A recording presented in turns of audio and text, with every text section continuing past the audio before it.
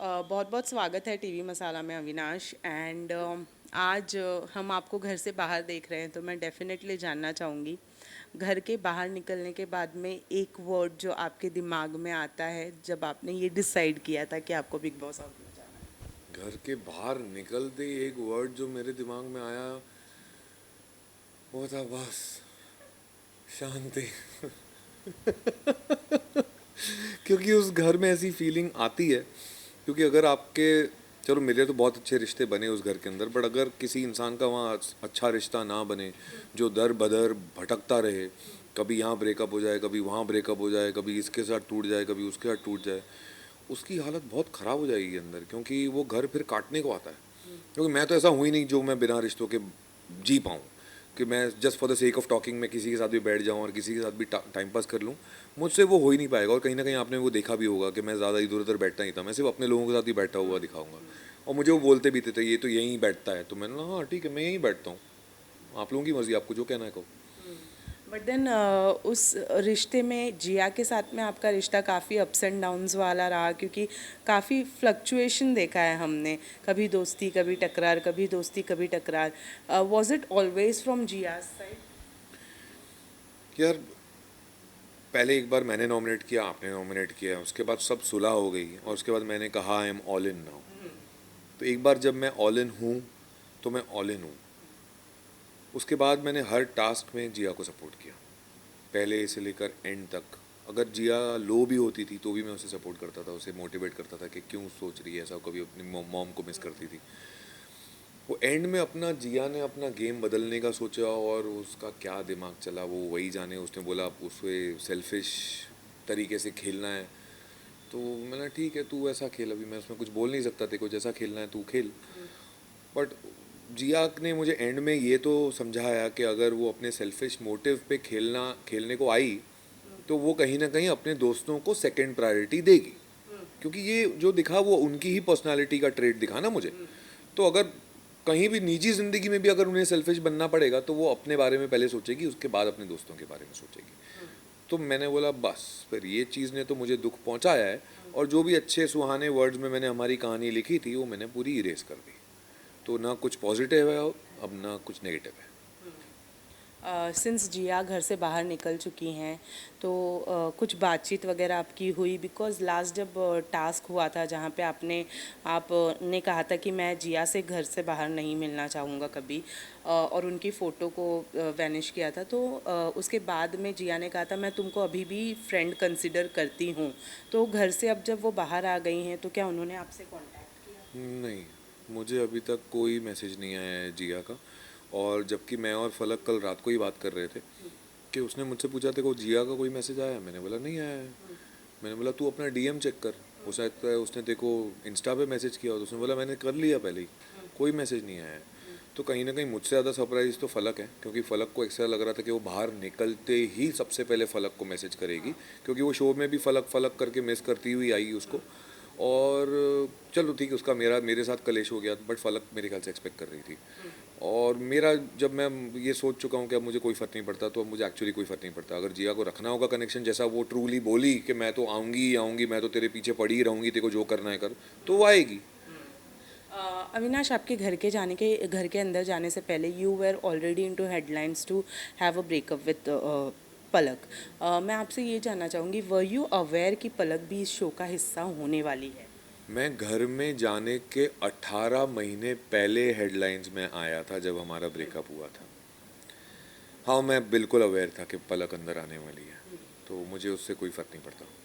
But क्या mindset था आपका बिकॉज कहीं ना कहीं आपको ये तो आइडिया होगा ही कि घर के अंदर जाने के बाद चीज़ें बाहर आएंगी खुल कर बाहर आएंगी वो भी बात बाहर आएगी जो नहीं आनी चाहिए फॉर्चुनेटली नहीं हुआ ऐसा बट क्या माइंडसेट था आपका उस वक्त? यार पलक आ रही है तो मुझे इतना तो पता था कि मेरी पर्सनल लाइफ बाहर आएगी, ठीक है, और वो एक तरीका होता है फिर भी अपनी पर्सनल लाइफ को मेंटेन करने का, अपनी डिग्निटी को मेंटेन करने का, सामने वाले के प्रति एक रेस्पेक्ट को बनाए रखने का। तो मैंने अंदर जब जिया के साथ बैठ के अपनी क्लैरिटी दी जो चीट को देके की गई थी, वो मैंने उतनी ही क्लैरिटी दी थी जो उन्होंने 18 महीने पहले मीडिया के पास खुद जाकर मेरे पे ब्लेम लगाया था कि मैंने चीट किया। तो आपने 18 महीने पहले जो इंटरव्यूज़ दिए थे मैंने उसी के बारे में बात की अंदर जिया से, और मैंने जिया को ये भी बोला कि और कुछ भी है जो मुझे नहीं बोलना है। मैंने अपना दायरा बना के रखा। सलमान सर ने मुझे अंदर पूछा कि इसने रबर बैंड की तरह खींच दिया है, ये रबर बैंड का किस्सा पता है? मैंने बोला नहीं, मैंने नहीं बताया किसी को। मैंने वहाँ भी अपना दायरा मेंटेन करके रखा। मैं घर के बाहर आया, अब जो मैं सुन रहा हूँ ना, वो सुन के ना मुझे घृणा हो रही है। मतलब वो वैसे लग रहा है कि मैं यार भाई अब तो मतलब ऊपर वाला ही मेरी खैर करे, मैंने कुछ अच्छे ही कर्म किए होंगे जो मैं इस रिश्ते से बाहर निकला हूँ। अब ना ओवर हो गया है, अब ना कहीं किसी एंगल से ना मुझे ना अच्छा लग रहा है और लगेगा भी नहीं, क्योंकि अब ना I really don't care a dam. अब उन्हें जो करना है करेंगे। अब वो ऐसा लग रहा है कि वो अब कुछ भी कर सकती हैं, कुछ भी बोल सकती हैं, तो I don't really care, I really don't care. लेकिन अविनाश, आप अपने आप को रिलेशनशिप में कैसा मानते हैं? बिकॉज क्योंकि आप हमेशा से आपके ब्रेकअप्स के लिए कभी आपने बोला नहीं है, तो लोगों को नहीं पता है उतना ज़्यादा। और कहीं ना कहीं फलक के साथ अगर आपका रिश्ता घर के अंदर बनता तो लोगों को इस चीज़ के बारे में थोड़ी बहुत क्लियरिटी मिलती, जो कि नहीं हुआ। लेकिन कैसा मानते हैं आप अपने आप को इन टर्म्स ऑफ रिलेशनशिप? या मैंने ना ज़िंदगी में जितने भी दोस्त कमाए हैं ना, वो आज तक मेरे साथ हैं। अगर आप वो स्कूल के फ्रेंड्स की बात कर लें तो वो मेरे साथ हैं। अगर आप मेरे बॉम्बे के फ्रेंड्स की बात कर लें जो मेरे साथ 2005 या 6 से बने हुए हैं, जब मैं इंडस्ट्री में आया था, वो आज भी मेरे साथ हैं। तो मैंने रिश्ते तो गंवाए नहीं हैं अपनी ज़िंदगी में। रही बात पलक के साथ क्यों हुआ, वो अब मुझे ऐसी फीलिंग आती है कि अच्छा ही हुआ, टू बी फ्रैंक। उससे पहले जो मेरी शादीशुदा ज़िंदगी थी उसमें रीज़न्स कुछ और थे जो कि ना किसी को बताए गए हैं, वो दोनों की फैमिली के बीच का ही मैटर था। और and I got to know कि अभी उनकी अप्रैल में शादी हो गई, which is very good, and we both have maintained respect towards each other. और जबकि हम दोनों उसके बाद कभी टच में भी नहीं थे, मेरे पास उनका व्हाट्सएप नंबर भी नहीं है। उससे पहले रुबीना दिलेक थी, उन्हें भी पता है कि मैं एक प्रोफेशनल फ्रंट पे मेरी एक इज़्ज़त है, मुझे ही पता है प्रोफेशनल फ्रंट पे उनकी एक इज़्ज़त है। उन्होंने वो दायरा बना के रखा है, मैंने वो दायरे की इज़्ज़त की है, और मैं भी उनकी रिस्पेक्ट करता हूँ, वो भी मेरी रिस्पेक्ट करती हैं। कहीं हम मिल भी जाते हैं किसी अवार्ड फंक्शन में या कहीं, तो हम बात करते हैं। और यही एक तरीका होता है। ब्रेकअप्स सुहाने नहीं होते हैं, ब्रेकअप्स खराब ही होते हैं, लेकिन उन्हें संभालने का तरीका हमारे हाथ में होना चाहिए। उन्हें संभालने का एक तरीका होता है, क्योंकि इंडस्ट्री ऐसी है, आप जितना उछालोगे लोग आपको उछालेंगे ही। तो आपको जितना उछालना है आप उछलिए, क्या बोल सकते हैं अब इसमें। वो हर किसी का अपना पर्सनल चॉइस है। बिग बॉस की अगर बात करें तो घर के अंदर जब तक आप थे तो आपने ये कहा था कि स्टार्टिंग से कि आप अभिषेक को सपोर्ट करें as a winner. Pooja ma'am भी यही कहती थी कि अभिषेक को मैं as a finalist, as a winner देखती हूँ, कंसिडर करती हूँ। आपका भी कहीं ना कहीं थॉट वही था। लेकिन लास्ट वीक में ऐसा क्या हो गया कि आप लोगों के लिए विनर चेंज हो गया, और अब मैं आपको कहते हुए ये सुन रही हूँ कि एल्विश को मैं एज अ विनर देखता हूँ, और एल्विश ये शो जीत। नहीं नहीं नहीं, मेरा ये तब चेंज हुआ था जब आपको अगर वो टास्क याद होगा तो सलमान सर ने टास्क वीकेंड के वार से पहले वो टास्क था जिसमें ना एक इंसान की 2 फोटोएं लगानी थी, और वो रीज़न देने के बाद, नाम लेने के बाद, वो फ़ोटो हटा के उस इंसान का असली चेहरा दिखाना था। तो ये मेरा तब से बदला था, टू बी प्रिसाइज, क्योंकि मुझे पता है, क्योंकि मैं भी अभिषेक को अच्छा खासा स्ट्रॉन्ग कंटेस्टेंट मान रहा था।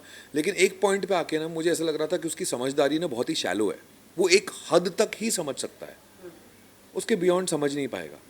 और उसके बाद उसने एक नया रूप दिखाना शुरू किया कि वो ना लोगों को समझाना बड़ा चाहता है, लेकिन समझना नहीं चाहता। आप गलत कर रहे हो, आपको समझना चाहिए, आपको नहीं लगता आपकी गलती है। और सेंस ऑफ ओवर कॉन्फिडेंस, एक अलग ही एरोगेंस, जब वो चीज़ें फट फट के निकलने लगी तो मेरे लिए वो इंसान डिग्रेड होता गया उल्टा। और मैंने उसको खुद ही बोला है कि मैं एक पॉइंट पे तेरे को विनर मानता था, बट उसके बाद तू खुद ही गिरता गया, क्योंकि ये उसके खुद के पर्सनालिटी ट्रेड्स बाहर आने लगे। इनसिक्योरिटी, वो अभी भी इनसिक्योर फील कर रहा है, पहले मुझसे भी फील करता था। मैं टास्क को किसी और तरीके से सोचूं तो उसको इनसिक्योर फील हो जाती, इनसिक्योरिटी हो जाती थी। तो फिर मेरे लिए वो नहीं रहा, और एल्विश के साथ मेरा बॉन्ड चेंज हो गया। एल्विश ने जो मुझे दिखाया, सिर्फ वो लड़ता था, मैं भी लड़ता था, वो गालियाँ देता था, मैं सुनता था, मैं अपने तरीके से जवाब देता था।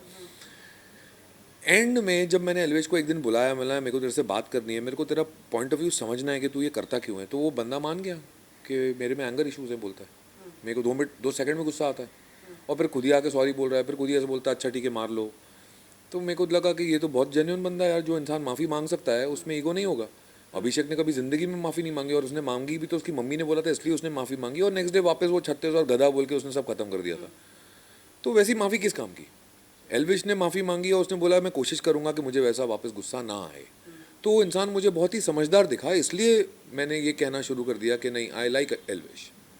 और बाहर निकल के मुझसे अगर पूछा जा रहा है तो एल्विश को मैं स्ट्रॉन्ग कंटेस्टेंट, मैं तभी उसको, जब मेरा बाय बाय हुआ था, एविक्शन हुआ था, तभी मैं एल्विश को बोल के आया था कि सोच ले तू कि तुझे क्या इंटेंशन उसके दिखते हैं अभिषेक के, वो तू गुड कैसे बनाना चाहता है, वो तू देख ले। मेरे को तो कोई एंगल से गुड इंटेंशन नहीं लगते हो, क्योंकि इंसान जो बोल रहा है इंटेंशन वही है। तू एज अ फ्रेंड तेरे को गुड इंटेंशन लगते हैं तो बात अलग है। और मुझे लगता है कि वो बहुत ही समझदार इंसान है एल्विश। ओके, लास्टली जब फलक घर से बाहर निकल रही थी तो आपने उनसे एक चीज़ कही थी, वो थी if you really feel it wait for me. नहीं, अगर ये सच है, हाँ, ये सच है तो wait for me, please wait for me. मुझे बिलीव नहीं हो रहा था कि वो एक्चुअली एविक्ट हो रही है। मुझे लग रहा था नहीं, अभी कुछ बोला जाएगा, अभी कुछ बोला जाएगा, उल्टा हो जाएगा, उल्टा हो जाएगा, कुछ हुआ ही नहीं। तो वो जाने लगी, तो मैंने बोला अगर ये सच है तो देन वेट फॉर मी। तो उसने भी बाहर निकल के इंटरव्यू में बोला है कि yes she will wait for me, and she did. तो मेरी फलक से बात हो गई थी बाहर निकलते ही, मैंने उसको रात को ही मैसेज कर दिया था जब मैं अपने दोस्तों के साथ बैठा हुआ था, और नेक्स्ट डे मेरी फलक से बात हो गई थी। और जैड की फ़्लाइट थी दुबई के लिए, तो उसने मुझे और जैड को अपने घर पे डिनर के लिए इनवाइट किया था with her whole extended family. So it was a very warm felt. कितने चांसेस है फलक के साथ में? यार आप तो ऐसे पूछ रहे हो जैसे इंडिया पाकिस्तान का मैच हो कि कितने चांसेस हैं इंडिया के जीतने के, तो ऐसा कुछ नहीं है। बट आपने अपनी फीलिंग्स ऑलरेडी जाहिर की है अविनाश, कहीं ना कहीं बंद लफ्ज़ों में, that you like her, but then उनकी तरफ से हमेशा ये चीज़ रहा है कि नहीं, मैं इस चीज़ के लिए अभी फ़िलहाल रेडी नहीं हूँ। रेडी तो मैं भी नहीं हूँ, मैं भी घोड़े पे नहीं हूँ। ठीक है, अच्छा है हम घोड़े पे नहीं हूँ, और होना भी नहीं चाहिए, और ना ही वो है। उनकी प्रायोरिटीज़ कुछ और है, मेरी प्रायोरिटीज़ कुछ और है। फिलहाल हम दोनों अपने करियर पे ध्यान देना चाहते हैं, and we'll taking it slow, and it I feel it should actually go slow, भले इस चीज़ को 4 साल क्यों ना लगे, बट स्लो ही बेटर है। Lastly what's next? there's a lot to be I already have options, so मैं अभी फ़िलहाल फिनाले पे ध्यान दे रहा हूँ, पहले वो हो जाए, क्योंकि उसके बाद मैं आराम से सोचना चाहता हूँ। अभी बहुत घाई है, मतलब बाल कटाने का टाइम नहीं है यार। तो पहले ये फिनाले हो जाए, उसके बाद मेरा बर्थडे है, पहले ये चीज़ें हो जाए, और उसके बाद मैं कुछ अच्छा सा डिसीजन लेना चाहता हूँ, and I want to start working. Just ऐसा कुछ मुझे छुट्टी वुट्टी नहीं लेनी है। Alright, thank you so much, thank you, see you soon, thank you.